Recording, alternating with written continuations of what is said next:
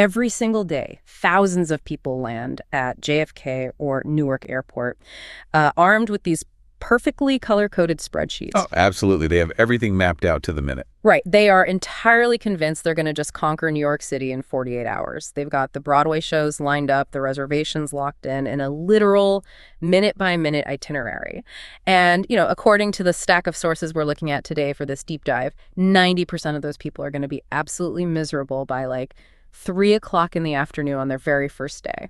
Yeah, it's basically a statistical inevitability. I mean, the modern tourist approaches New York like it's a theme park to be completed, rather than a living, breathing ecosystem that you actually have to navigate. Exactly. So today we are going to look at the underlying math, the psychology, and the sheer urban design that turns that classic tourist itinerary into a massive trap. And look, our mission with this deep dive isn't to scare you away from visiting. No, not at all. We really want to act as your experienced local guides here. We're going to strip away the cinematic illusions and break down how to actually move through the concrete jungle without, draining your wallet or your sanity. What's fascinating here is that the breakdown doesn't actually start when a visitor gets lost on the subway. The failure is baked into the planning phase before they even pack a suitcase. We're dealing with something urban planners call the friction of the city. Okay, let's unpack this concept of friction, because the sources highlight this major mistake, the completionist trap. A visitor looks at Manhattan on their phone screen, and it looks like a slender little island, right? Right. It looks incredibly compact on a screen. So they drop a pin at Central Park, another one at the Brooklyn Bridge, another down at the Statue of Liberty, and they figure, well, I can just stroll between these before dinner. Which is just a catastrophic misreading of the geography. Yeah. Digital maps are super deceiving because they only show you a two-dimensional distance. They completely erase all that friction we just mentioned. Because the map doesn't show the crowds. Exactly. A map doesn't show you the wall of human traffic you have to weave through on a really narrow Soho sidewalk. It doesn't calculate the verticality of the city either. Oh, the verticality is huge. Right. The sheer caloric burn of walking down 3 flights of stairs into a subway station, navigating a quarter-mile underground tunnel, and then climbing back out into the humidity. It exhausts you. I can literally see the math falling apart. Like if you schedule a museum visit at 10 a.m. and a lunch reservation in a completely different neighborhood at noon, you aren't factoring in the 20 minutes it takes just to exit that massive museum building and find the correct train platform. Yeah, and the physical toll is compounding the whole time.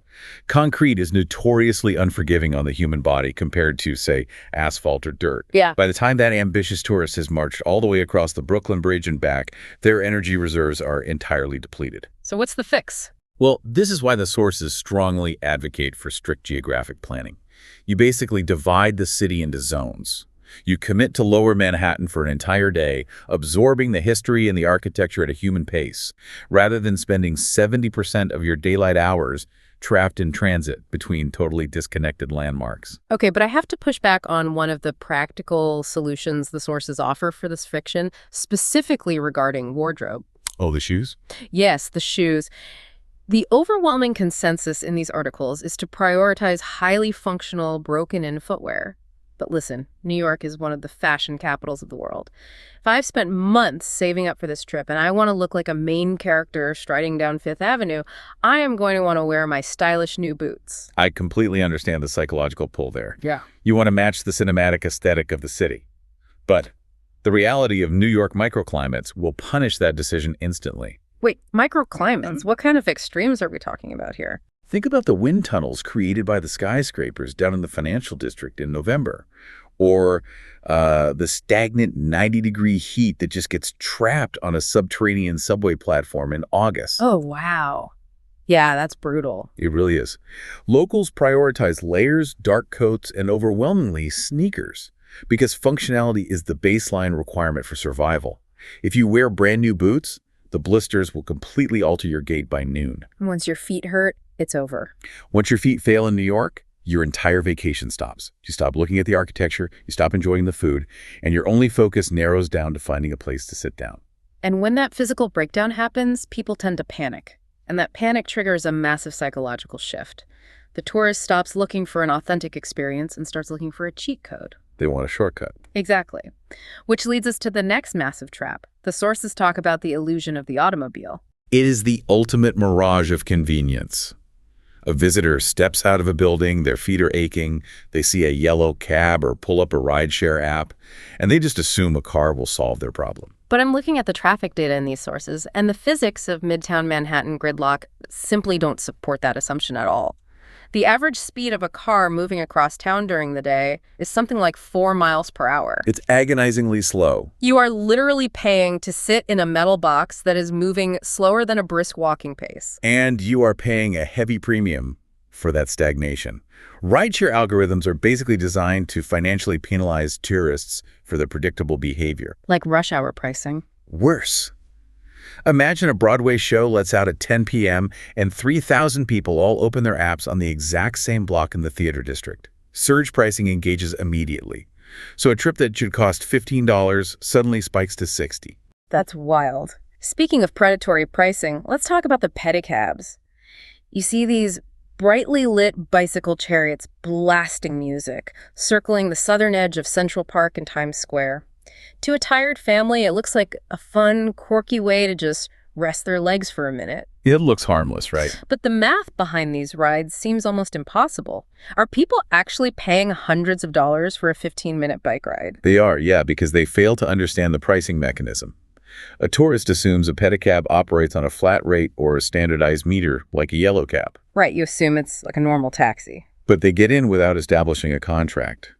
What the fine print actually dictates, which is often hidden on this tiny little laminated card, is a charge per minute multiplied by the number of passengers. Oh, wow. So if a driver charges $5 a minute and you have a family of 3 in the back, that is $15 for every 60 seconds of travel. A quick 10-minute ride to your hotel just cost you $150. Exactly. It is a devastating hit to a vacation budget. And it's completely legal, but entirely avoidable. The rule across the board is absolute clarity, demand the exact total price up front before any service begins. That makes sense. And the sources say this applies to the moment you land, too. The whole airport hustle. Oh, especially at the airport. The sources are incredibly firm on this point regarding safety. You emerge from baggage claim at LaGuardia, you're exhausted, you're vulnerable, and someone in a nice jacket walks up and asks if you need a ride. Getting into an unmarked, unlicensed vehicle is the single most dangerous logistical mistake a visitor can make, period. You have zero recourse if they demand an exorbitant fee halfway to your destination. You're literally trapped in their car. Right. The city has built highly regulated, clearly marked official taxi queues and verified rideshare pickup zones for a reason. Bypassing those just to save 5 minutes of waiting is never, ever worth the risk. So, because cars are a financial black hole and walking the entire length of the island is physically impossible, the visitor is basically forced to reckon with the only logical alternative. They have to go underground. The subway system. Yeah. The circulatory system of the entire metropolis. I remember my first time walking down those stairs. It feels so hostile. The noise is deafening. The signage feels cryptic. And everyone around you seems to be participating in this synchronized dance that you don't know the steps to. It is incredibly intimidating at first. It really is. The intimidation stems from a lack of legibility. But once you decode the basic mechanisms, the subway ceases to be an obstacle and actually becomes a superpower.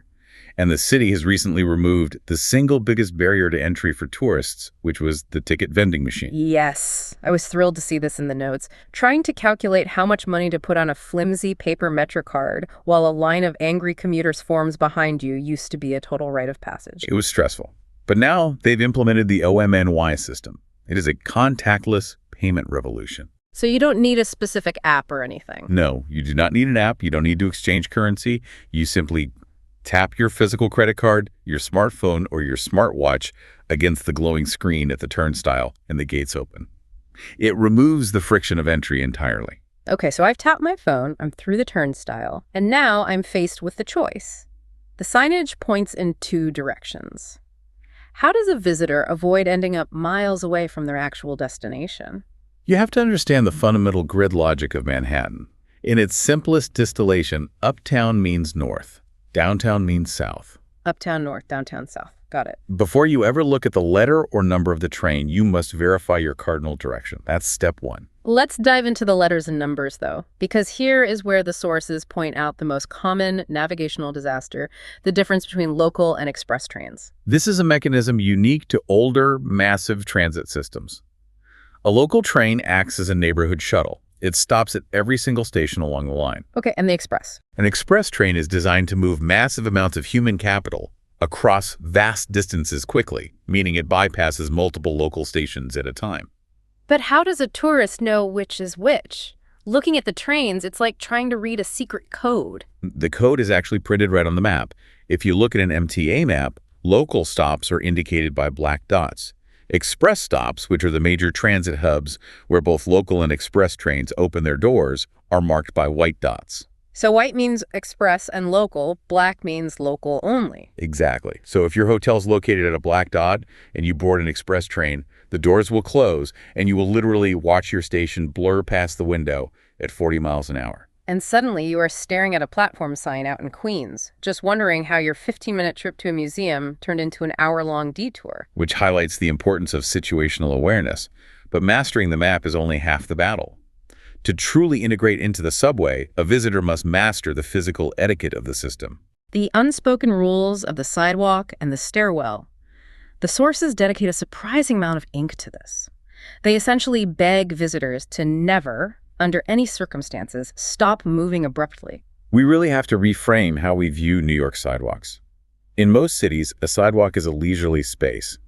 In New York, the sidewalk is a commuter highway. A highway, right. People walk fast, not because they are inherently rude, but because they are on a rigid schedule to reach their office, pick up their children, or catch a specific train connection. I love that highway analogy. Because if you are driving on an interstate at 70 miles an hour, and the car in front of you suddenly slams on the brakes just to look at a billboard, it causes a dangerous pileup. Yes, exactly. When a tourist stops dead in the middle of a subway corridor to check a map on their phone, they are basically slamming on the brakes in the fast lane. You instantly disrupt the kinetic flow of dozens of people behind you. The physical mechanics of the city require constant motion. So the solution is remarkably simple. If you need to orient yourself, answer a text, or take a photograph, treat it like pulling over onto the shoulder of the road. Step out of the way. Step physically out of the current. Put your back against a building or a subway pillar. And the same logic applies to the train doors, too. You see tourists trying to push their way onto a crowded train the second the doors open, colliding with a solid wall of people who are trying to get out. You have to stand to the side, let the chamber empty, and then step in. It is about respecting the physics of the crowd. Right. And when a visitor adopts these spatial habits, the perceived hostility of the city just evaporates. You stop being an obstacle and become part of the flow. And because the subway makes the entire city so accessible, tourists suddenly face a totally new problem decision paralysis. With 5 boroughs and hundreds of neighborhoods unlocked, where do you actually spend your time? And this paralysis almost always sucks visitors right into the city's biggest geographic magnet. The illusion of the center. Visitors naturally assume that the brightest, most famous location must be the cultural and culinary epicenter of the city. They gravitate straight toward Times Square. They do. The sources refer to it as a gravity well. And look, to be fair, emerging from the subway into Times Square at night, surrounded by those canyons of glowing billboards, is a staggering visual experience. But the trap is letting that spectacle dictate your itinerary. The mistake is conflating a landmark with a neighborhood. Times Square is a commercial intersection designed entirely to extract capital from visitors. The commercial real estate costs are so astronomical that independent, authentic restaurants just cannot survive there. Right. They can't afford the rent. The economics dictate that the only businesses that can stay open are massive international chain stores and overpriced tourist traps. So if you book your hotel right in the middle of it because you think you are staying in the heart of New York, you quickly realize you're just standing in a very loud, very crowded mall surrounded by angry costume characters demanding $20 tips for a blurry photograph. Exactly. So how do you break the gravity of these massive landmarks? The sources offer a brilliant practical mechanism for this, the 10-minute buffer zone. I was really fascinated by this rule. It feels almost too simple to be effective. Well, it relies on the inherent laziness of human crowds, really. The vast majority of tourists will not walk more than a few blocks from a major attraction to find a meal. They just go to the first place they see. Right. So if you are at Rockefeller Center, Madison Square Garden, or Times Square, do not look for a restaurant in your immediate line of sight. Pick a direction and walk purposefully for 10 uninterrupted minutes. You literally walk the premium pricing away. You cross these invisible neighborhood boundaries. The tower and billboards give way to tree-lined streets. The chain restaurants are replaced by neighborhood bistros with menus designed for locals, not for one-time visitors. The noise level drops, the food quality skyrockets, and the prices normalize. Let's talk about those local spots, though. A listener might be wondering how to navigate the financial logistics of exploring the West Village or the Lower East Side. Do I need to be hitting an ATM every single morning? Like, do these authentic slice joints and coffee shops only take cash? Oh, the sources explicitly address the myth of the cash-only city. Post-2020, New York's digital infrastructure accelerated massively. The city runs on cards, Apple Pay, and digital wallets now. Okay, good to know. While a few legacy establishments might still prefer cash, carrying thick wads of bills is unnecessary and honestly creates an unneeded vulnerability. It makes you a target. It distracts you. When you're fumbling with change at a counter, your situational awareness drops. And awareness is your best defense in the city. You don't need to be paranoid, but you do need to understand the environment. Keep your head up. Right. Don't leave your phone sitting exposed on an outdoor cafe table near a busy intersection. Ensure your backpack is zipped and swung to your front when boarding a densely packed train. Basic urban mechanics. So you've mastered the subway, you found an incredible neighborhood bistro 10 minutes away from the chaos, and you are having a fantastic time. The energy is infectious. And because you are riding that high, you decide to stay out late, expecting to seamlessly transition into the legendary city that never sleeps. Which is perhaps the most pervasive and frankly disappointing myth cultivated by a century of cinema. The movies lied to us. We expect a buzzing metropolis where you can get a gourmet meal, browse a bookstore, and find a packed jazz club at 2 in the morning on a Tuesday. The reality of labor economics and post-pandemic zoning shifts paints a very different picture today. While New York definitely has more late-night options than most American cities, it is not uniformly open. The sources paint a pretty grim picture of visitors wandering around residential neighborhoods at 11 p.m., starving, only to find dark storefronts and stacked chairs. Neighborhoods operate on distinct biological rhythms. The financial district becomes a ghost town after office hours. The cafes in Brooklyn neighborhoods like Park Slope or Cobble Hill shut down early because the local demographic is heavily comprised of working families. Kitchens stop seating guests much earlier than visitors anticipate. They do. It forces a hard recalibration of expectations. You cannot treat the city like an on-demand movie set. You have to accept the city on its own terms. The visitors who suffer the most are the ones who fight the reality of the environment. They get angry at the construction noise, they resent the sudden downpour, they complain about the sheer density of humanity on the train. But the people who end up falling in love with New York are the ones who lean into the friction. Exactly. They don't mind carrying their groceries up 4 flights of stairs because they understand it's part of the texture of the experience. They realize that standing on the Staten Island ferry, freezing in the wind but looking at the skyline for free, is infinitely better than paying $100 for a crowded observation deck. It is really about removing the artificial urgency. When you slow down, the city transforms from an overwhelming obstacle course into an incredibly vibrant, living community that you can actually observe. And if you are listening to this and you want to start visualizing that slower, more authentic rhythm, the sources highly recommend a fantastic YouTube blog called New York Here. They specialize in exactly what we've been discussing, realistic, everyday city atmosphere. It's water. They film these really calm neighborhood walks, showing you the grocery stores, the local parks, and the actual daily routines of New Yorkers. It is the perfect antidote to the high-stress tourist highlights reel. It trains your eye to look for the interstitial moments, the actual life happening between the landmarks. We've covered a massive amount of ground today. We dismantled the spreadsheet itinerary, navigated the algorithms of Midtown traffic, decoded the subway map, and found the quiet neighborhoods hiding just behind the neon lights. We did. But as we close, I want to introduce a slightly different paradigm, something that isn't explicitly in the survival guides we read, but shadows every decision a modern traveler makes. Oh, what are you thinking? Well, we talked about escaping the gravity of Times Square, but today the most dangerous gravity, well, isn't geographical, it's algorithmic. Platforms like TikTok and Instagram are rapidly homogenizing how we travel. We are all being fed the exact same hidden gems, the exact same viral bakeries, and the exact same aesthetic viewpoints. Wow, yeah. You travel 1,000 miles just to stand in a line with 100 other people who watch the exact same 30-second video on their phones. Precisely. The friction we spent all day discussing used to be the very thing that forced serendipity. Getting slightly lost because you didn't have a map on your phone meant you accidentally discovered a neighborhood you never planned to see. Now, the algorithm removes the friction, but it also completely removes the discovery. And that's a huge point. So the provocative question I want to leave everyone with is this. On your next trip, how do you plan to defend your itinerary from the algorithm? Are you orchestrating an authentic experience, or are you just performing a script written by a recommendation feed? That is a brilliant question to end on. Defend your itinerary from the algorithm. Throw away the spreadsheet, step off the express train a stop early, and just see what happens when you let the city surprise you. Thanks for taking this deep dive with us. See you next time.